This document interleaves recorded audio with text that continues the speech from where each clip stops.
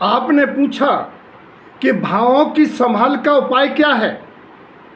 देखो भैया, जीवन में चाहे पारमार्थिक हो चाहे लौकिक हो, खेल पूरा भाव का है। आप विचार करो, आप अपने लौकिक जीवन में भी कुछ भी खरीदने के पहले पूछते हो क्या भाव है।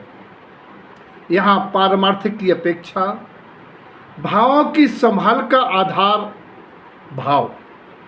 भावों की संभाल का आधार भाव कैसे? भाव शब्द के अनेक प्रकार से अर्थ किए जाते हैं। भाव शब्द स्वभाव के अर्थ में भी है और भाव शब्द परिणाम चारित्र गुण की पर्याय की अपेक्षा में भी है। और भाव शब्द के बारे में आचार्य ने लिखा है, तस् भावस तत्वम। वस्तु का जो उसका जो स्वभाव है, भाव है, वही उसका तत्व है। अर्थात वस्तु का जो वस्तुपना है, जिससे वस्तु का वस्तुत्व कायम है, जिससे वस्तु रहती है, वस्तु के जो गुण हैं, वस्तु का जो स्वभाव है, उसे तत्व कहते हैं। अगर जीव अपनी वस्तु के और ज्ञान में आई जाने वाली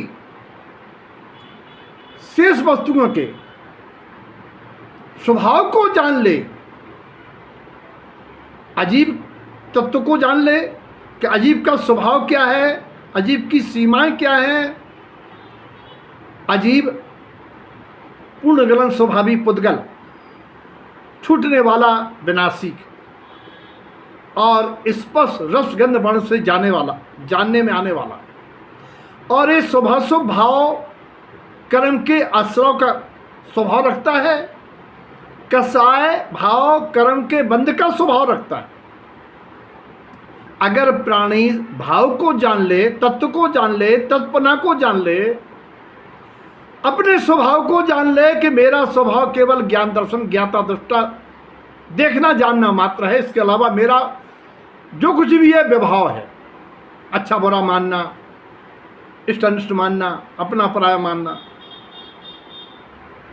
तो ये जो भाव है, तत्व है, इसी तत्व दृष्टि से, इसी वस्तु स्वरूप को स्वीकार करने से जो जीव की परिणति होती है, परिणाम निर्मल होते हैं, वही भावों की संभाल कहा जाता है। इसीलिए शुद्ध भाव के लिए, शुद्ध आत्म तत्व का आश्रय के लिए तत्व दृष्टि का होना आवश्यक है। पर्याय दृष्टि अशुद्ध भावों का, अशुद्ध परिणामों का कारण बनती है। इस अपेक्षा से भावों की संभाल का आधार भाव। सबके जीवन में वस्तु स्वरूप का सम्यक श्रद्धान हो, सभी निर्मल भावों के द्वारा मुक्ति मार्ग पर आगे बढ़ें, ऐसी मंगल भावना।